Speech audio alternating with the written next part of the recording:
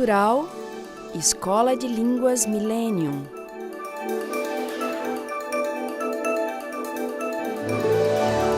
Próton Editora.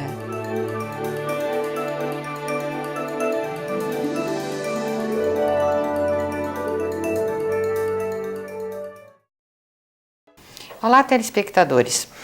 Um dos problemas que nós verificamos muito frequentemente, e aliás é motivo de um livro que o Dr. Kepp escreveu, A Libertação pelo Conhecimento, gostaria de mostrar aos senhores. Então, esse livro o Dr. Kepp escreveu na França, né?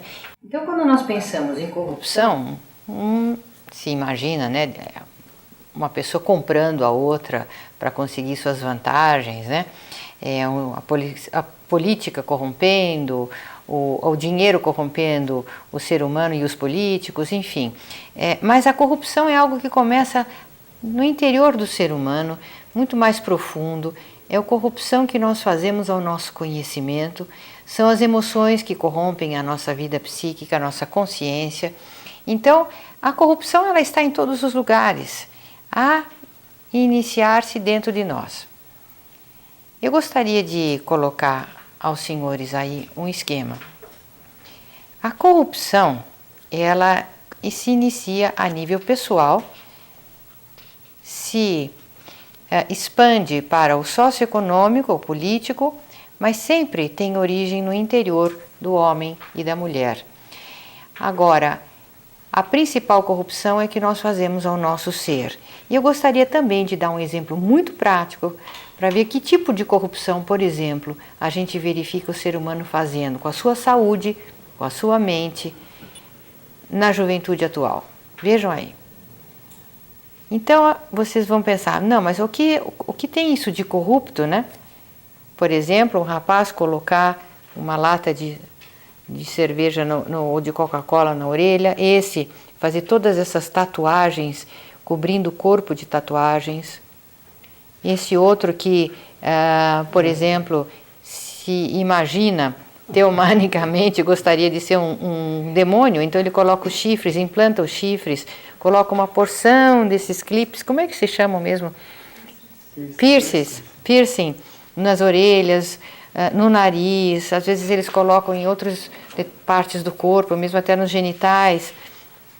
Então, esse está exprimindo aquilo que Kepp chama de teomania, né? Uma pessoa que não está satisfeita com o que ele recebeu pela natureza, que é o seu ser natural, então ele quer se transformar e se transforma num verdadeiro monstro, né? Então, esse outro também, né, fez um implante muito estranho aí na sua nuca, e colocou uma série de clipes também na sua nuca. Agora, até que ponto chega a corrupção? Seres humanos se dependuram em ganchos como se fossem animais no abatedouro, né? Animais que vão ser levados para o açougue. E então, senhores, isso é uma forma de corrupção, uma doença mental. A doença mental que está se alastrando cada vez mais na nossa civilização.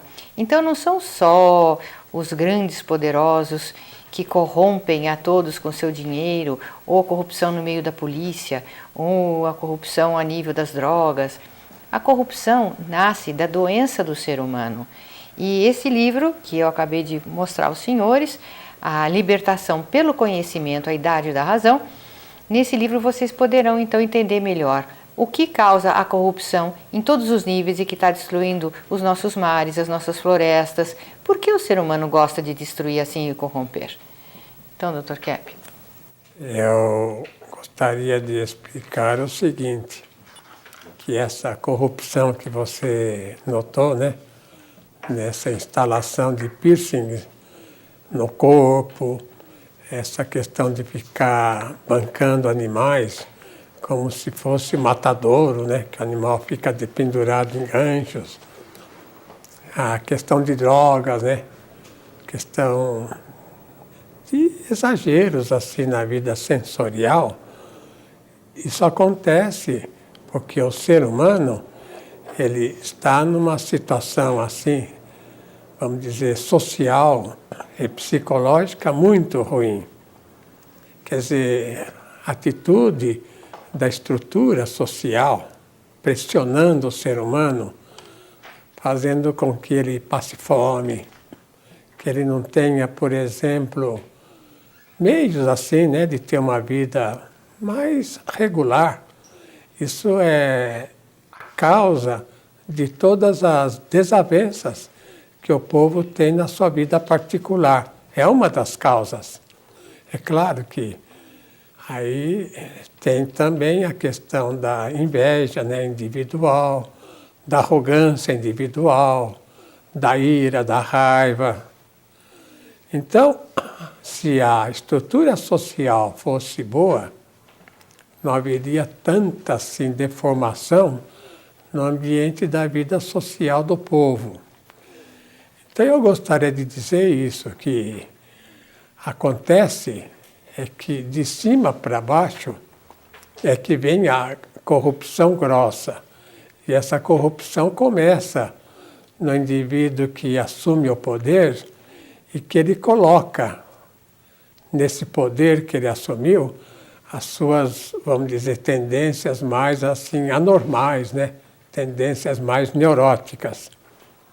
E essa tendência que está vicejando hoje é a tendência de colocar o poder econômico acima de todos os outros poderes, dominando, por exemplo, a vida política, dominando a vida industrial, dominando a vida das artes, dominando todos os setores na vida social. Veja esse esquema que eu vou colocar aí. Fim da onda neoliberal. Aí é um autor, né? É Luiz Carlos Bresser Pereira, que estudou a questão essa onda neoliberal de conceder toda a facilidade para a pessoa ganhar o que quiser e também usar como quiser.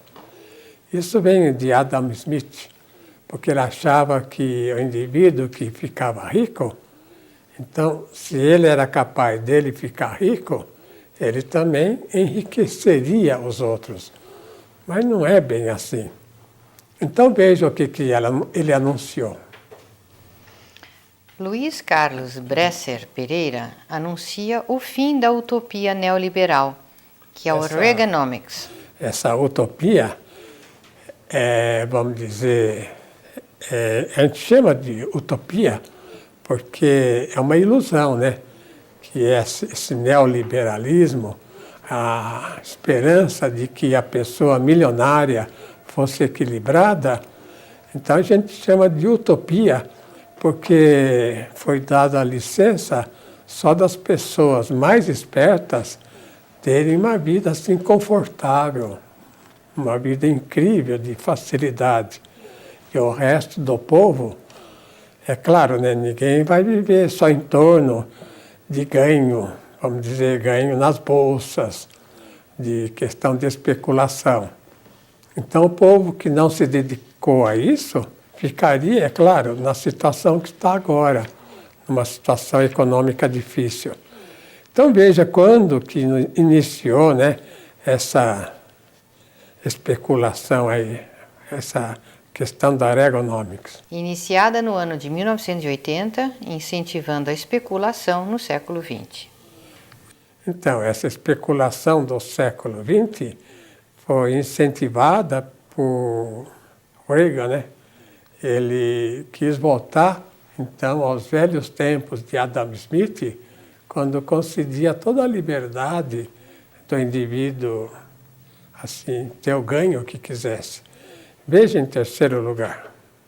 Final da economia de mercado, baseada no consumismo, predomínio dos shoppings. E veja a observação. A necessidade de retorno para a verdadeira economia, indústria, agricultura e comércio correlacionado. Senhores, notem agora que houve um concurso sobre a cidade de São Paulo. Então eles queriam saber o que São Paulo tinha de mais atraente, de mais adiantado. Então, o que ganhou foram os shoppings, como se fosse a grande maravilha do mundo moderno. Então notem que atualmente o paulistano ou as pessoas das grandes cidades, eles vão nos shoppings para assistirem filmes, para comprar as coisas, e não mais as casas de espetáculos, né, os teatros, mesmo as igrejas, locais assim de cultura e de verdadeira civilização. Então notem que, como o Luiz Carlos Bresser Pereira falou, há uma necessidade urgente, né, de voltar à verdadeira causa da civilização, que é a cultura e que são os conhecimentos, as artes, etc. Agora, veja a foto de quem cometeu esse grande erro. Ronald Reagan. Ele começou nos Estados Unidos, né, com esse grande erro em 1980. E esse erro se difundiu para o mundo todo. É claro, né, graças aos interesses das pessoas que especulavam e que conseguiram colocar bolsas no mundo todo para explorar o povo. Então veja aí os benefícios da queda, né, da especulação, quais são? Primeiro, a queda das bolsas e bancos, especulação, salvará os Estados Unidos. E salvará o mundo também, né? Porque todo o dinheiro da humanidade é enxugada pela especulação que existe, ou então pelos juros. Sabe que no cartão de crédito, a pessoa que usa, já uma porcentagem de 5% a 15% vai para os bancos. Veja em segundo lugar. Essa queda de bolsas e bancos permitirá o retorno do ser humano ao trabalho. Então, agora, eu não quero dizer que está havendo essa queda, mas está para haver, né? Em terceiro lugar. A civilização terá um formidável desenvolvimento, chegando à parousia. Isso. E a observação? As bolsas, especulação, levam os seres humanos às doenças da mente. Então, quando os jornais anunciam, as revistas, que a possibilidade da pessoa ficar rica, ou então ficar esperando, assim, nas loterias, né, ganhar uma bolada muito grande para ficar rico, só as pessoas muito doentes que vão, assim, intensificamente atrás disso. Quer dizer, as pessoas normais tentam viver com o trabalho que realizam. Nós já voltamos, né?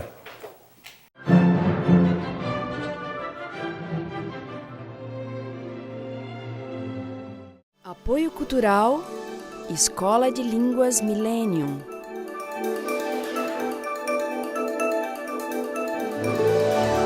Millennium, traduções e interpretações.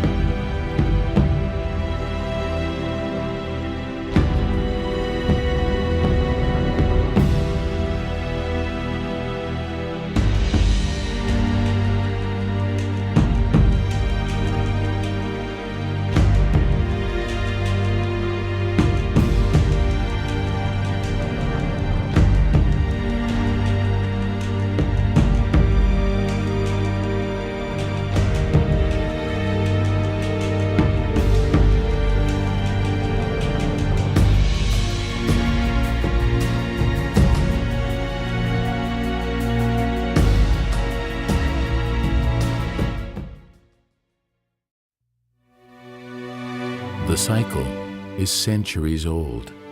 Man creates a sick society as he's increasingly sickened by it.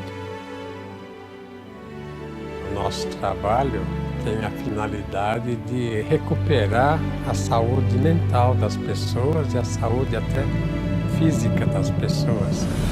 In health, energy, education, economics, in every area of human endeavor, Analytical Trilogy disinverts the prevailing mindset and puts humanity on the right path again.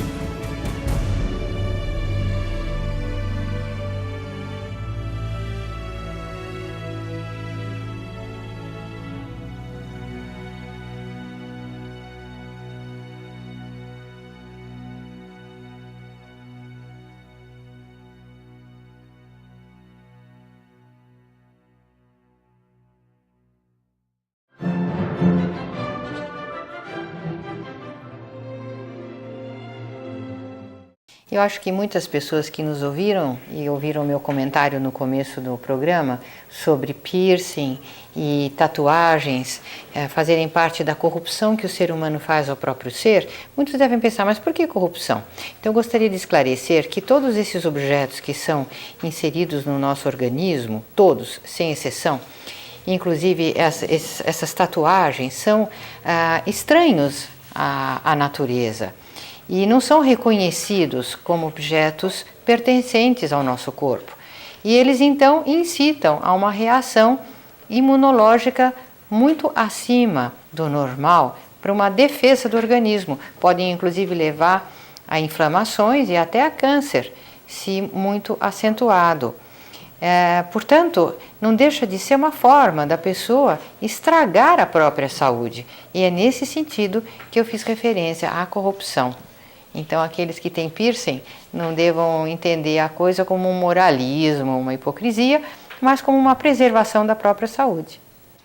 Então, eu vou colocar aí a grande responsável por esse aumento dos preços dos alimentos no mundo todo. Veja quem é. Bolsa de Chicago.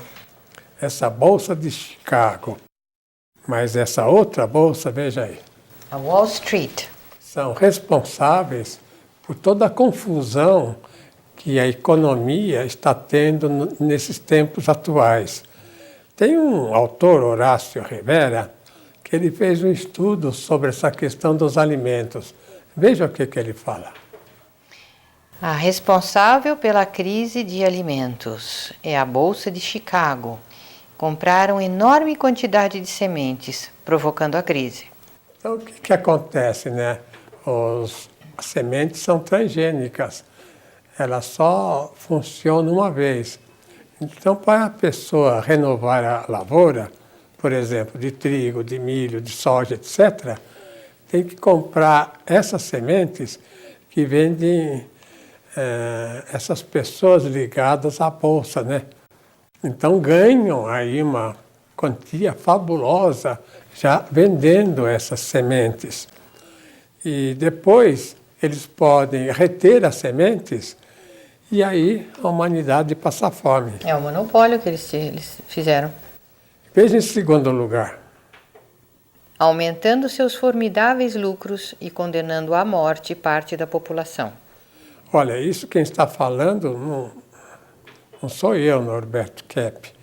É Horácio Rivera, que é um economista americano, inclusive. Então veja o que ele está anunciando aí. Eu estou dizendo que a humanidade pode, uma grande parte, a menos afortunada, morrer de fome mesmo, pior do que o terremoto na China. Se existe essas pessoas tão perversas, né, que querem os lucros todos só para elas. Veja em terceiro lugar. Intenção: diminuir a humanidade pela eliminação e não pela conscientização. E a observação? O nosso trabalho é para controlar o excesso da população espontaneamente, para evitar a lei de Malthus.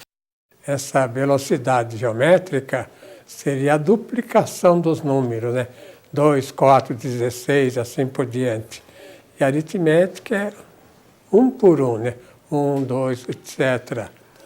Então, os alimentos subiriam por Malthus, assim, muito pouco, enquanto que a população ia dobrando, ia se multiplicando rapidamente e consumiria demais os alimentos. Mas nós falamos, por exemplo, que pode controlar o excesso de população pela conscientização. É claro que se o povo tiver consciência, né, de que existem métodos para evitar o excesso de população, o povo usaria. E existem mesmo métodos assim aceitos pelos religiosos, por exemplo. Agora, o que é a Bolsa, na realidade, a respeito da economia do país? Veja aí. A Bolsa é economia virtual. Bolsa de valores é uma economia, entre aspas, que não existe por si. Então, a Bolsa de Valores não é economia. É, vamos dizer, uma exploração como se faz, por exemplo, com juros. Uma pessoa, um agiota, né? Ele empresta, por exemplo, 100 e recebe 200 da pessoa que ele empresta. Agiota, vocês sabem quem é, né? É o indivíduo que enriquece emprestando particularmente para determinadas pessoas uma quantia, depois recebe muito mais. Mas o banco não faz a mesma coisa? Então os bancos e as bolsas são agiotas que trabalham com as bênçãos do poder, né? Com as bênçãos das leis. Então eles são agiotas livremente. Condenam os agiotas particulares e não esses do Estado, né? Veja em segundo lugar. Portanto, não pode cair o que não existe por si. Quer dizer, essa economia virtual não é uma economia do país. É apenas dinheiro na mão nos bolsos, né, de poucas pessoas. Veja em terceiro lugar. A verdadeira economia só irá existir agora. A economia virtual tem que cair para surgir a verdadeira. Nós temos aqui o Dr. Aldo Rebelo, que inclusive todos conhecem no Brasil, né? Ele foi presidente da República 2 dias. E isso é muito importante para nós, porque ele era presidente da Câmara, lá em Brasília. E ele comunga conosco dessas ideias que nós temos exposto, do perigo que o Brasil corre em ter, por exemplo, uma bolsa de valores aqui que entre muito na especulação e derrube toda a economia que atualmente o Brasil já tem e que foi a duras penas, né, que o próprio governo atual conseguiu fazer. Então nós temos chamado a atenção e que eu escrevi um livro sobre a decadência do povo americano e dos Estados Unidos justamente por causa do processo especulativo. Quer dizer, as bolsas, né, que se baseiam mais em fazer dinheiro com o dinheiro. Quer dizer, em ganhar dinheiro com dinheiro e não com a produção e não com o trabalho. Eu escrevi mesmo esse livro, Trabalho e Capital, para mostrar a importância do trabalho que faz a riqueza do país, não só do dinheiro, mas a indústria, né, o comércio, a agricultura, ou as novas invenções. E o Brasil está num certo perigo, portanto, de entrar no campo especulativo e acontecer com o Brasil, é claro, né, a um longo prazo maior do que aconteceu agora com os Estados Unidos. Então, eu gostaria que o Dr. Aldo falasse alguma coisa a esse respeito, porque ele, pelo que eu saiba, ele está de acordo com essas ideias. É uma alegria reencontrá-lo, Dr. Kepper, e atualizar as nossas ideias, as nossas opiniões sobre um mundo tão conturbado, e é nesse mundo que está o nosso país, o Brasil, e a cidade de São Paulo. Uma cidade que é uma promessa tão grande de democracia, de solidariedade. Essa cidade de São Paulo, diferentemente de quase todas as outras cidades do mundo, ela nasceu com uma escola. Geralmente as cidades nascem com uma fortificação militar. Geralmente as cidades nascem como um entreposto comercial. Não conheço uma única cidade do mundo que nasceu com a vocação evangelizadora, com uma vocação para a educação.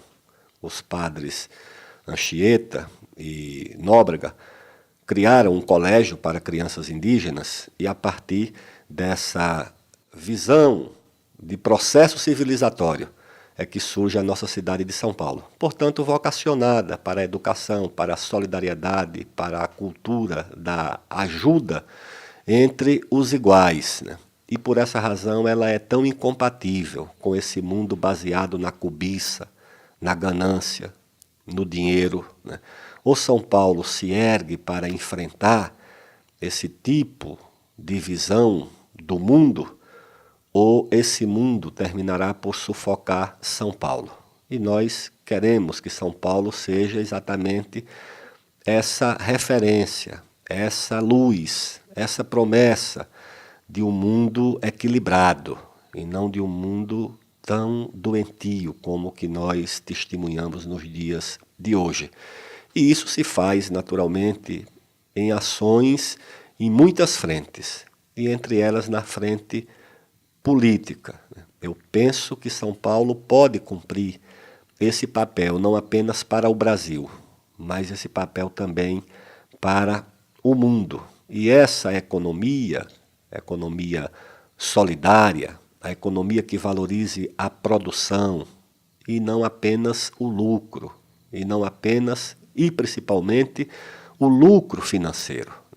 Essa economia é que pode dar às pessoas algum conforto, porque hoje há um crescente grau de ressentimento, né? Porque as pessoas veem apenas a desigualdade de oportunidade crescendo, né? Então acho que esse é o nosso papel. O senhor tem procurado, na sua esfera de atividade e de conhecimento, desenvolver essas ideias. Na política eu procuro também, né, fazer com que essas opiniões sejam valorizadas, a valorização da riqueza produzida pelo esforço humano e não a da riqueza que se aproveita desse esforço e que pouco benefício pode gerar. Então é uma grande alegria reencontrá-lo, partilhar esses momentos de reflexão sobre o Brasil, sobre o mundo e principalmente sobre a nossa querida cidade de São Paulo. Então, né, essa mensagem do Aldo, que inclusive fala que em Brasília eles assistem, né, o nosso programa, que nosso programa vai para lá. Então essa é a mensagem nossa e do Aldo Rebelo para quem quiser ouvir, né? Então voltamos a próxima semana nesse mesmo horário. Até lá.